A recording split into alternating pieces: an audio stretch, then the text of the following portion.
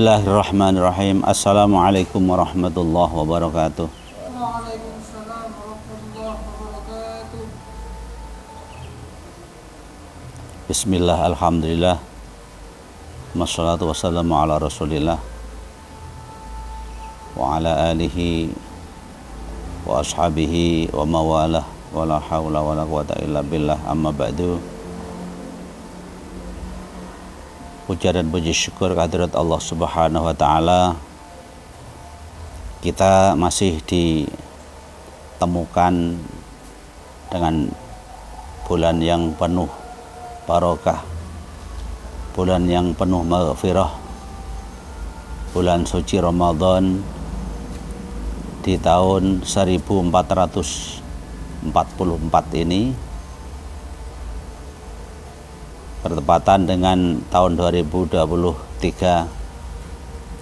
Mudah-mudahan keberkahan bulan Ramadan pada tahun ini, maghfirahnya Allah Subhanahu wa ta'ala bisa kita dapatkan, sehingga di dalam melakukan berbagai macam ibadah pada bulan Ramadan ini diterima oleh Allah Subhanahu wa ta'ala.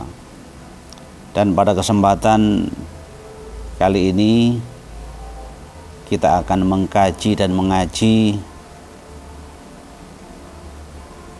kitab yang di dalamnya merangkum berbagai wasiat-wasiat Rasulullah Shallallahu Alaihi Wasallam kepada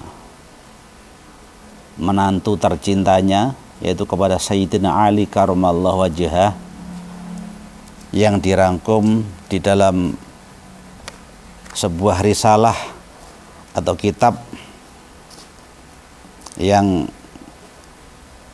pada kesempatan ini akan saya bacakan sebagai kegiatan untuk mengisi kegiatan bulan Ramadan ini. Mudah-mudahan apa yang saya sampaikan di dalam kitab ini nanti bisa menjadikan ilmu yang manfaat, maslahah, barakah fid dini wad dunya wal akhirah, dan kita bisa mengamalkan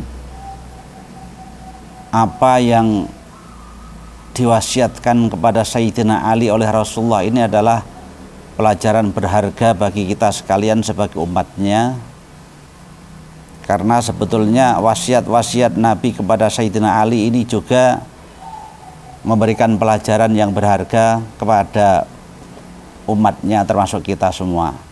Mudah-mudahan wasiat Nabi yang dirangkum di dalam kitab Wasiatul Mustafa ini kita bisa mengamalkan semua isi-isinya. Amin ya rabbal alamin.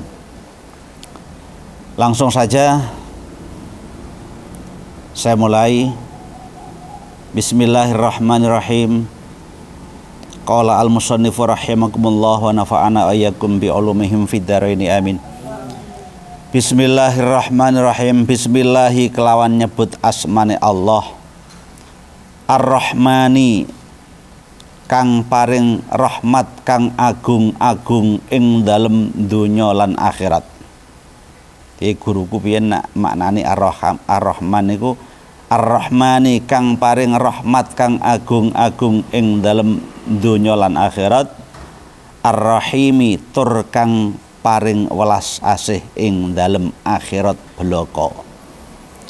Jadi Ar-Rahman, sifat rahmannya Allah itu adalah sifat kasih sayangnya Allah yang dicurahkan kepada semua makhluknya, kepada semua manusia yang ada di dunia ini, baik dia beriman ataupun kafir, baik orang ahli ibadah maupun ahli maksiat, orang yang bertakwa ataupun durhaka, maka kebutuhannya, kehidupannya dicukupi oleh Allah Subhanahu wa taala, dan itu adalah tercurah di dalam sifat Rahman-nya Allah. Jadi sifat Rahman itu diperuntukkan kepada semua manusia, baik yang beriman ataupun orang yang kafir, orang yang takwa ataupun orang yang durhaka, itu semuanya mendapatkan rahmat Allah. Jadi kebutuhannya di dunia ini dipenuhi oleh Allah Ta'ala, tidak pilih-pilih. Tapi kalau Ar-Rahim itu adalah sifat cinta kasihnya Allah yang diberikan kepada orang-orang yang bertakwa dan orang yang taat saja, besok akan dimuliakan di surga Allah Subhanahu wa ta'ala. Mudah-mudahan kita termasuk orang yang mendapatkan sifat rahimnya Allah yang akan dimuliakan besok di surganya, termasuk kita termasuk orang-orang yang bertakwa kepada Allah Subhanahu wa ta'ala. Alhamdulillah utai sekabehane puji iku lillahi tetep kedue Allah, iku lillahi tetep kagungane Allah, Rabbil alamina kang mengirani wong alam kabeh. Wassalatu utawi rahmat ta'zim wassalamulan keselamatan iku ala sayyidina, muga-muga tetep ing ngatasé Gusti kita rupane Muhammadin, ya Kanjeng Nabi Muhammad, wa ala alihi lan ing ngatasé keluargane Kanjeng Nabi, wa sahbihi lan sahabate Kanjeng Nabi, wa salama lan muga-muga paring keselamatan. Di rahmat takzim kita sebagai umatnya Rasulullah bukan hanya teruntuk Nabi, tapi teruntuk keluarganya, ayahnya, ibunya, anak, cucunya, itu semuanya adalah alihi, keluarga Rasulullah. Kita ikut didoakan. Wasahbihi dan sahabat-sahabatnya Nabi. Tapi perlu diketahui para jamaah bahwasanya kita mendoakan Nabi itu tidak semata-mata kita mendoakan Rasulullah karena lebih baik kita daripada Nabi, bukan. Kita adalah hanya tabarukan. Jadi kalau ulama-ulama dulu kita mendoakan Nabi dengan membaca sholawat ini diibaratkan ono jeding banyune wis penuh terus diisi terus, maka suwe-suwe apa? Utah luber. Lah kita inilah yang mengharapkan keluberannya air kolam yang sudah penuh itu. Jadi bukan kita yang mendoakan Nabi, bukan. Kita ingin memperoleh keluberan daripada rahmat takzim dari Allah kepada Rasulullah dan teruntuk kita semua. Jadi kita bisa memperoleh keluberan daripada rahmat takzimnya Allah setelah kita membaca sholawat kepada Rasulullah Sallallahu Alaihi Wasallam. Itu tujuannya. Wa ba'du lan ing dalem sak ba'dane basmalah alhamdalah. Fahadhihi monggo utawi ikilah risalah iku wasiyatul Mustafa, wasiate wong kang den pilih. Maksudnya Al-Mustafa itu ya Kanjeng Nabi Muhammad. Jadi Al-Mustafa ini termasuk nama panggilan Rasulullah. Kanjeng Nabi itu panggilannya sangat banyak sekali. Al-Mustafa, Al-Mujtaba, itu nama Rasulullah.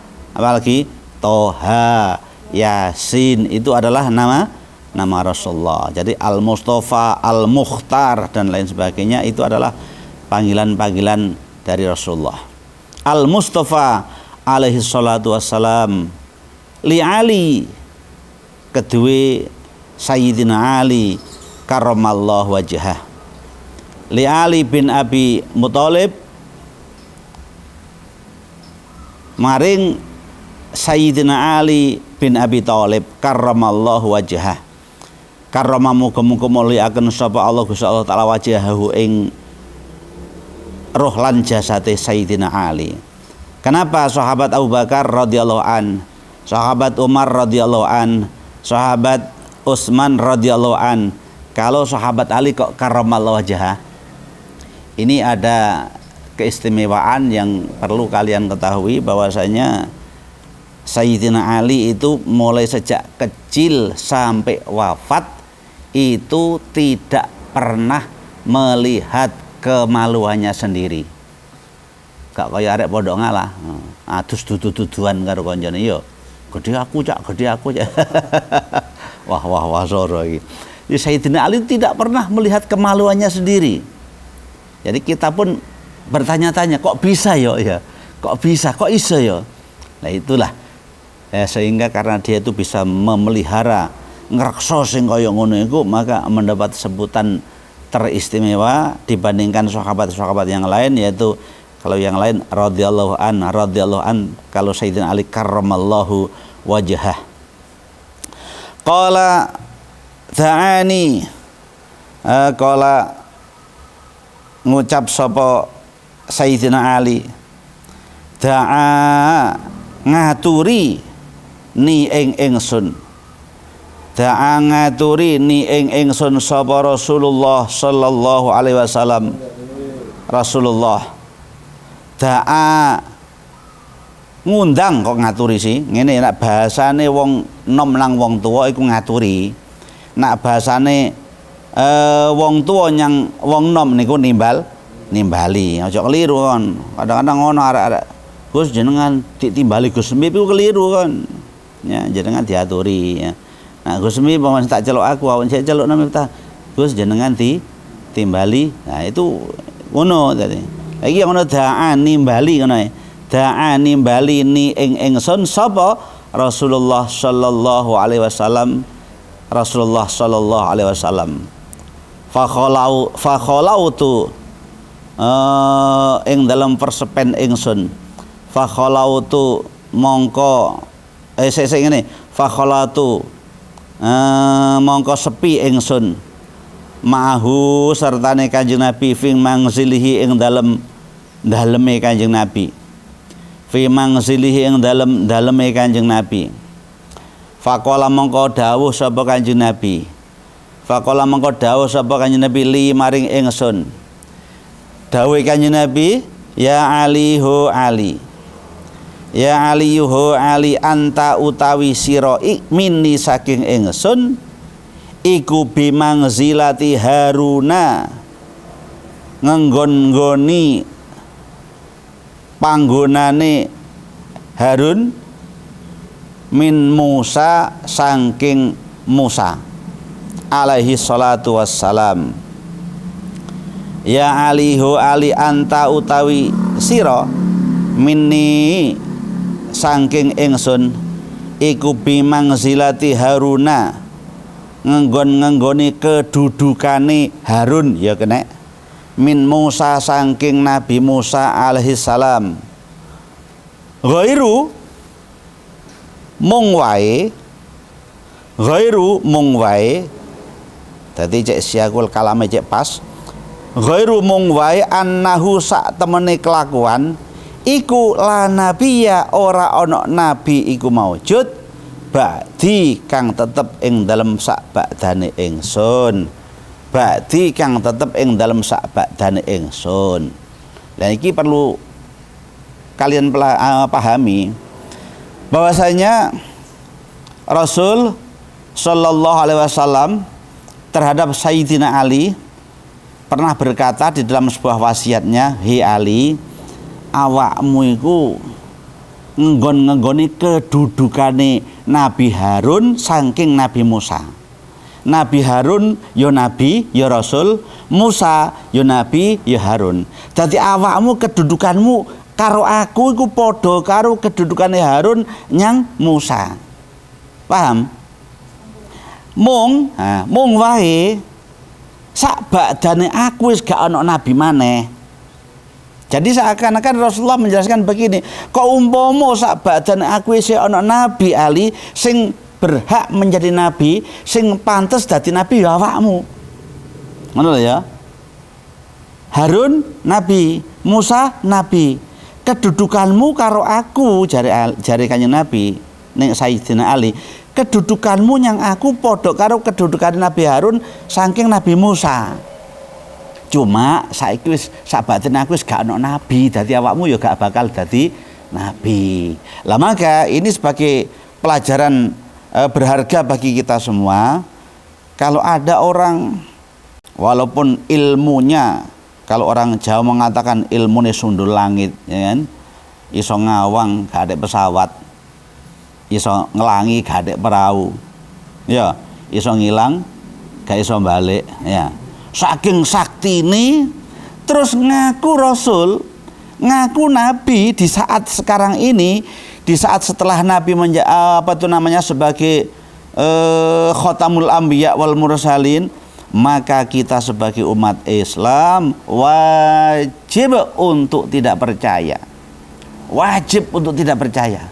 Kalau kita percaya adanya nabi setelah Nabi Muhammad, maka kita murtad dan kita termasuk orang yang keluar dari Islam. Ini yang harus yang hati-hati.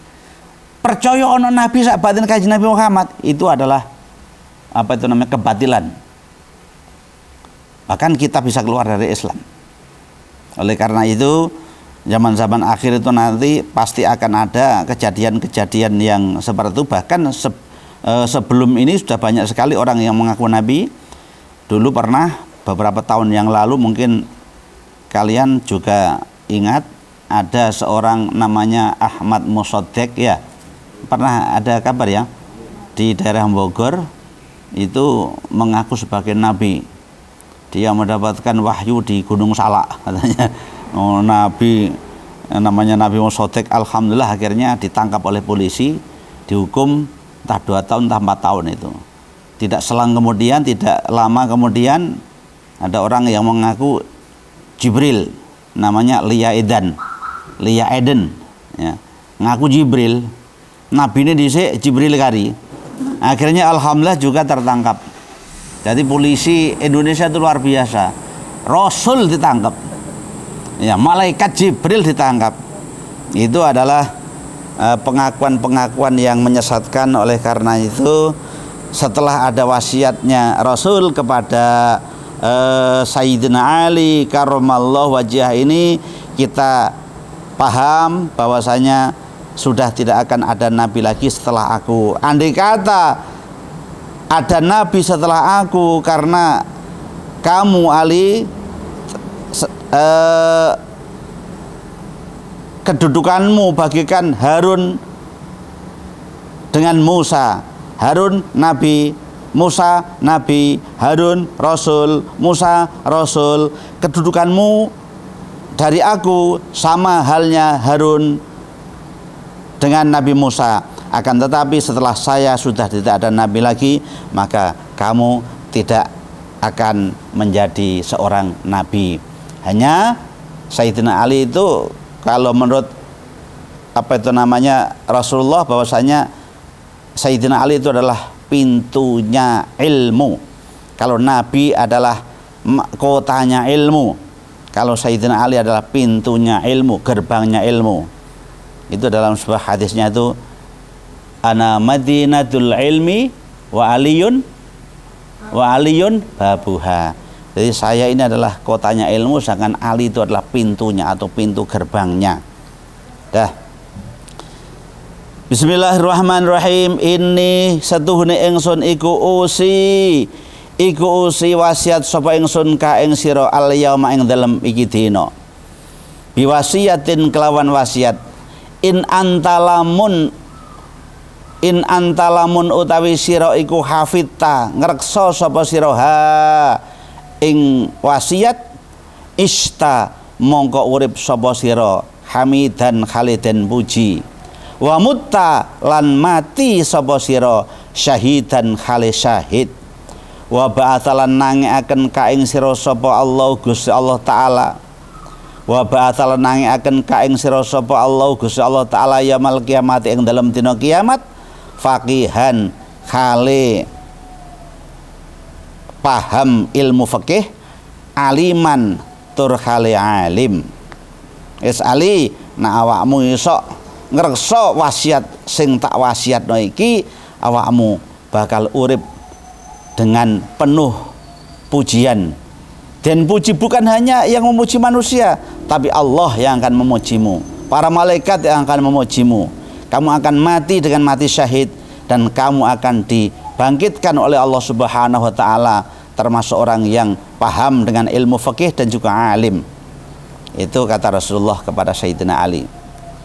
Ya Alihu Ali, man utai sapane wong iku akala mangan sapa man al halala ing perkara kang halal, sofa mongko bersih apa dinuhu agamane man, warokolan empuk utawa gembuk apa qalbuhu atine man, walam yakun lan ora ana iku lidawatihi kedue dongane man apa hijabun aling-aling, apa hijabun hijab aling-aling. Nah, wasiat selanjutnya Ali, sing sapa wonge kok mangan barang halal, wong iki agamane bersih. Wong iku nek agamane bersih, ngibadah yo enteng, ngibadah yo enak. Jadi bisa mendapatkan halawatut ta'ah, bisa merasakan nikmatnya amal-amal taat, amal yang diridhoi oleh Allah Subhanahu wa taala. Wong kena sing dipangan halal, insyaallah atine yo empuk.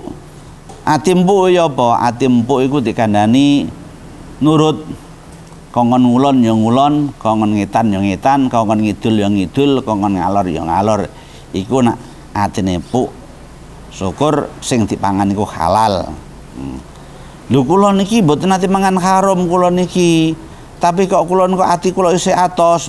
Mungkin karena apa itu namanya? Nek dikandani kongkon ngalor isih ngidul, kongkon ngidul isih ngalor karena mungkin masih kondisi apa ya? Kondisi nafsu remaja yang atau nafsu apa ya? Anak muda yang memang belum mendapatkan halawatut ta'ah. Ya, kita harus menyadari. Tapi besok kalau kalian sudah apa itu namanya bergejolak di dalam kehidupan, sudah apa itu namanya berkeluarga misalnya, jangan sekali-kali walaupun bagaimanapun keadaan, jangan sekali-kali kita sampai jatuh makan makanan yang riba, yang haram. Subhat saja jangan sampai, karena subhat pun akan menyebabkan orang itu hatinya peteng. Subhat itu segare peteng hati ini, apa mana haram. Di sini nanti akan dijelaskan juga. Insya Allah tadi orang itu yang dimakan halal, insya Allah agamanya bersih, kemudian hatinya apa? Lunak. Hati lunak itu akan apa itu namanya mudah menerima nasihat dari siapapun. Yang penting nasihat itu adalah nasihat yang benar. Dilanjutkan, ya alihu ali, man utai sapane wong iku akala mangan sapa man asyubhati, lagi ya no. Asyubhati ing pira-pira perkara kang subhat, istabaha aja dimanani serupa. Istabaha dimanani mongko ngambang utawa ragu-ragu utawa mamang ngene. Istabaha mongko mamang utawa ragu-ragu utawa ngambang alaihi ing atase man apa dinuhu agamane man. Wong ku nek mangan barang subhat iku agamane ngambang. Nek agama ngambang iku mudah terombang-ambing. Ana rayuan yang isinya duniawiyah, maka akan apa? Mudah untuk tergoda, ya. Maka agamanya ngambang. Alaihi dinuhu wa adlamalan peteng apa qalbuhu atine man. Jadi nak wong mangan subhat. Apa sih subhat itu? Apa subhat itu, Rek? Subhat itu remeng-remeng.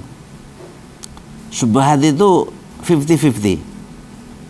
Ada yang mengatakan 50% halal, 50% haram.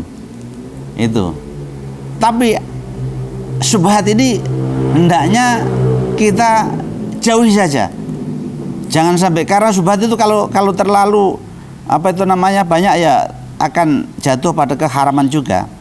Maka ini subhat itu sudah menjadikan agama kita itu ngambang, tidak begitu mantap. Kemudian hati kita akan peteng. Wong nek saat ini peteng iku ya peteng, uripe peteng, golek donya peteng, kayak iso bedakno ndi sing halal ndi sing haram, karena atine wis peteng. Ya subhat iku ngene. Tak kayak contoh sitok Contoh sitok. Mangan barang subhat. Contoh sampeyan mlaku-mlaku. Kemudian di kebun seseorang, di sana ada pohon durian. Pas waktu masa durian, tiba-tiba Anda jalan, kemudian ada durian yang jatuh di jalanan. Mungkin karena tidak diikat ya oleh rumput Jepang. Kemudian jatuh. Nah, setelah jatuh, kamu lewat di situ, naik sepeda motor, kamu berhenti. Waduh, nak durian logo rek iki rek. Iki nak gak tak cukup engko daripada dipangan kewan, di terak motor, ana trek amot watu atau amot pasir lewat kene, laiman. Lah mubazir kan gitu kan. Terus umpama iki gak tak cukup mubazir, nak tak cukup iki dudu tekku. Ayo apa iki? Iku termasuk subhat. 50% halal, 50% haram. Kalau Anda niatnya engko nak tak cukup dipangan sapi atau dipangan iman, ya kan? Mubazir, diterak motor meletet iman mubazir. Nah, itu berarti halalnya. Kemudian haramnya, tapi iki nek mau tak pek wong dudu tekku gak rumangsa melu nandur iki, gak rumangsa melu duwe wit iki. Ya apa sih? Supaya iso dadi halal 100% ya apa? Jukuken paranono sing duwe duren. Ya kan? Paranono sing duwe duren ngomong, "Pak, duren jenengan ceblok ya napa nimo? Kalau pek angsal Pak." Oh ya wis gak apa-apa, nek ampen wong gak apa-apa iku 100% halal. Nah umpama kok wong ngomong, "Ojo aku paling durung kok berjuku imang." Ya yo balekno. Ya itu termasuk. Dadi umpama langsung ana begitu tipe daripada engko di pangan hewan mubazir tak cukup ya itu subhat itu. Ya. Jadi itu hukumnya subhat. Lah mangan ngono iku lho. Nek atiku peteng. Mangan ngono iku lho. Agama apa? Ampang. Gak mantep. Ragu-ragu, ngambang. Ya mudah-mudahan kita dipelihara dari hal-hal yang haram dan hal-hal yang subhat. Karena yang haram kita luwih nemen maneh iki.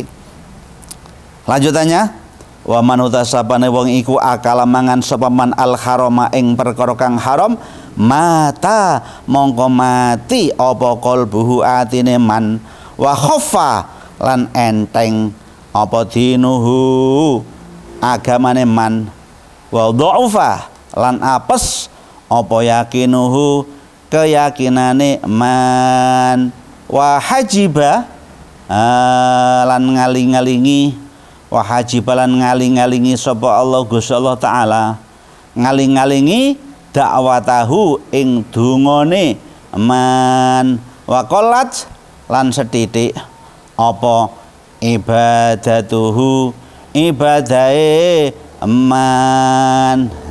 Apa maneh kena mangan barang sing haram, masyaallah, naudzubillah tsumma naudzubillah. Mudah-mudahan kalau misalnya kita besok kalau sudah berumah tangga, terutama bekerja dimanapun, jadi PNS, jadi pegawai negeri ya, jadi lurah, jadi apa, hindarkan makanan-makanan yang haram. Karena apa? Karena barang siapa yang mangan barang haram, maka hatinya mati. Wong nek wis atine mati gak eruh endi sing halal, endi sing haram. Akhirnya timbul hukum wal-wal kedual. Apa wal-wal kedual? Wal-wal kedual iku gak ketang bantal, gak ketang ungkal, gak ketang sandal, gak ketang apa maneh? Kadal, asalkan kontal jarene halal. Iku jenenge hukum wal kedal. Gak iso bedakno endi watu, endi ungkal, endi kasur, endi bantal. Ya. Endi ula, endi kadal. Asalkan kontal ya halal. Lah wong sing mangan barang haram, orang yang mau makan barang haram, mata qalbuhu. Atine mati. Wa khofa dinuhu. Agama enteng wis dientengno wis. Gak sembayang ya wis ya biasa, gak sembayang ya biasa. Gak Jumatan ya biasa.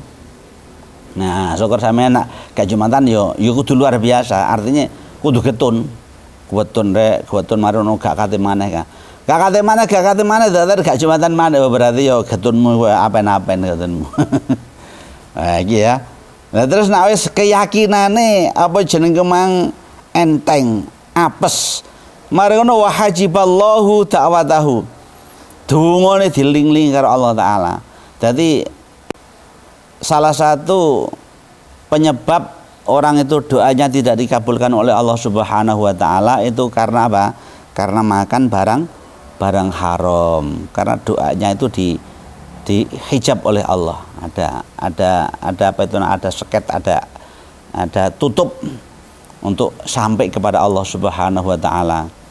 Oleh karena itu manusia itu disarankan selalu memperbanyak bertaubat, sholat tobat, mandi tobat. Mungkin kalau misalnya kok jatuh makan makanan atau minuman yang haram agar dihalalkan, maka di dalam sholat duha itu ya, kalau kalian sholat duha, Allahumma innad duha duhauka wal bahauka wal jamaluka wal quwata quwatuka wal qudrata qudratuka wal ismata ismatuka, Allahumma in kana rizqi fis sama fa anzilhu.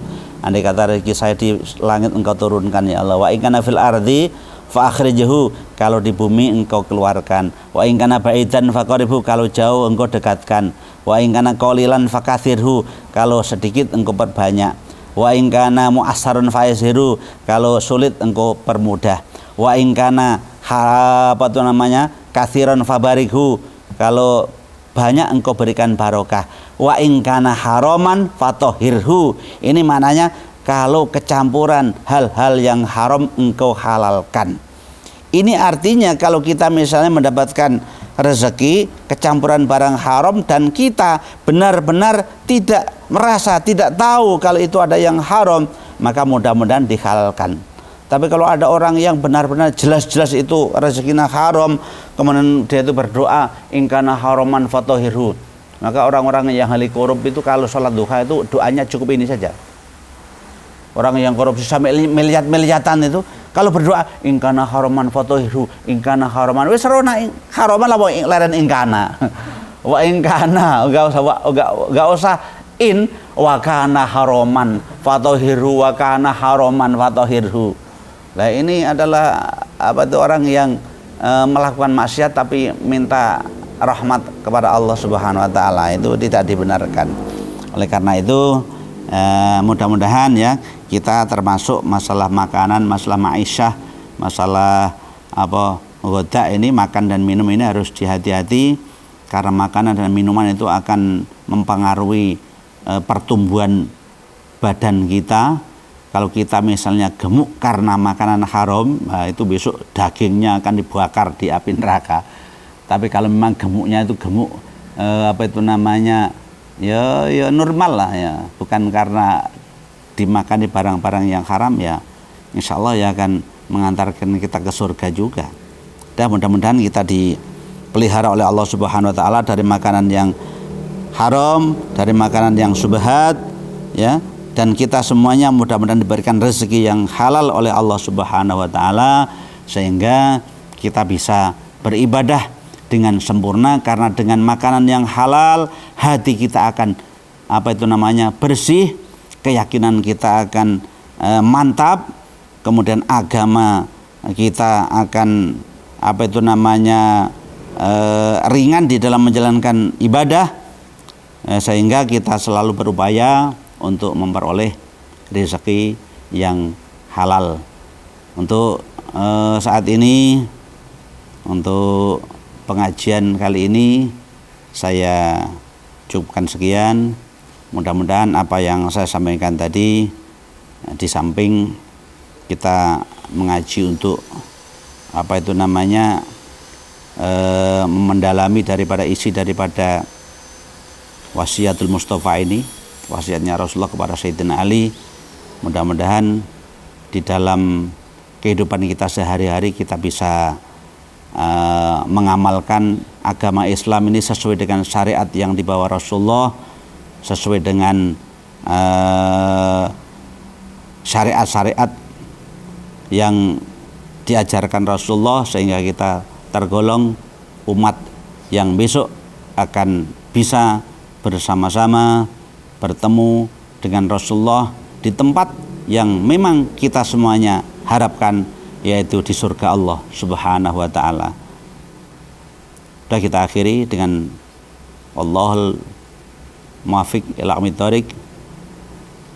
Assalamualaikum warahmatullahi wabarakatuh.